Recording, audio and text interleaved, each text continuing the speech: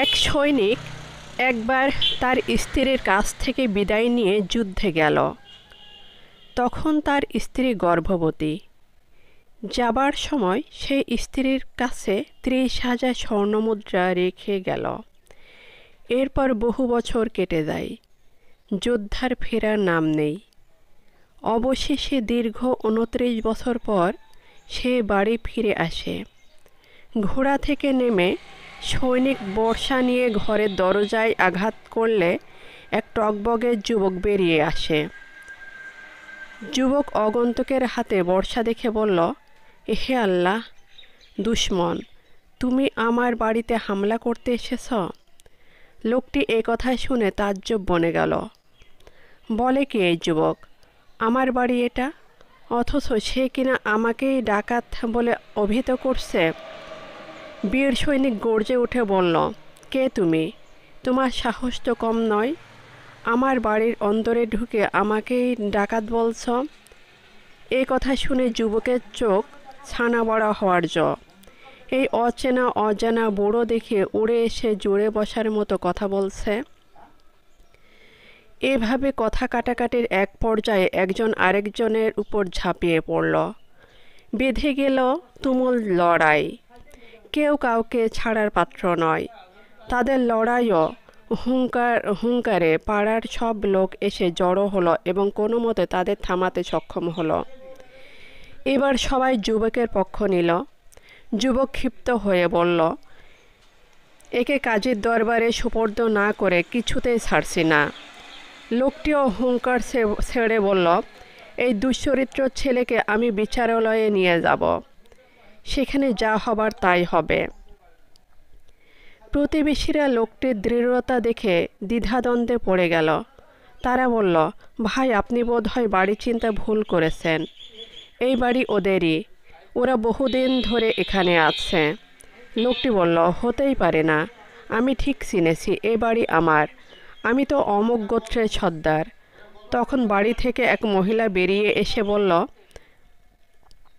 রাবিআহ, চুপ করো, উনি তোর বাবা, আমার স্বামী। মুহূর্তেই উত্তপ্ত পরিবেশ পাল্টে গেল। সন্তান পিতার বুকে ঝাঁপিয়ে পড়ল, বলল, আব্বা, আমাকে ক্ষমা করুন, আমি আপনাকে চিনতে পারিনি।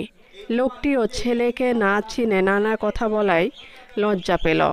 ছেলে বলল, ঘরে চলো বাবা, কিছু মনে করো না। ঘরে ঢুকে লোকটির স্ত্রীকে বলল, আমার ছেলে এত বড় হয়ে গেছে। স্ত্রী বলল, হবে না, সেই কবে আপনি যুদ্ধে গিয়েছেন, ফিরলেন এতদিন পরে। লোকটি বলল, আমার সেই 30,000 স্বর্ণমুদ্রা কোথায় রেখেছ?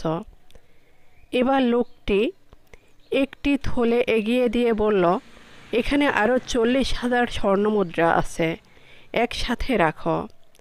স্ত্রী বলল, সেগুলো আমি পুঁতে রেখেছি, কিছুদিন পর বের করব। যুবক মসজিদে গেলে স্ত্রী স্বামীকে সালাত আদায় করতে মসজিদে পাঠিয়ে দিল। সালাত শেষে লোকটি দেখল মসজিদ চত্বরে বহু লোকের সমাগম, পাঠ চক্র চলছে। কাছে গিয়ে দেখল এক অল্প বয়সী যুবক জড়সড় হয়ে আধমুখে দরস দিচ্ছে, আর বহু গণ্যমান্য আলেম ওলামা একান্ত মনোযোগের সাথে তার দরস শুনছেন। লোকটি আশ্চর্য হয়ে একজনকে জিজ্ঞেস করল, কে এই সৌভাগ্যবান ব্যক্তি?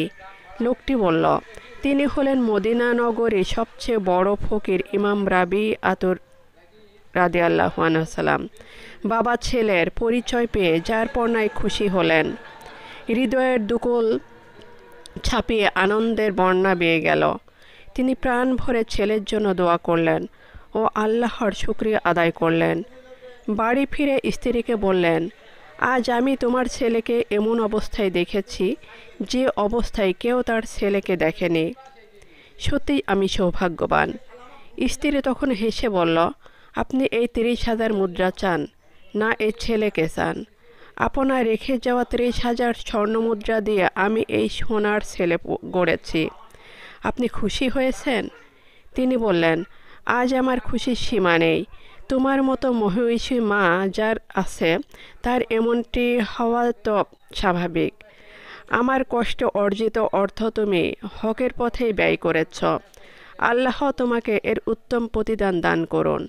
শিক্ষা: আদর্শ জাতি গঠনের জন্য প্রয়োজন আদর্শ মা। আমিন।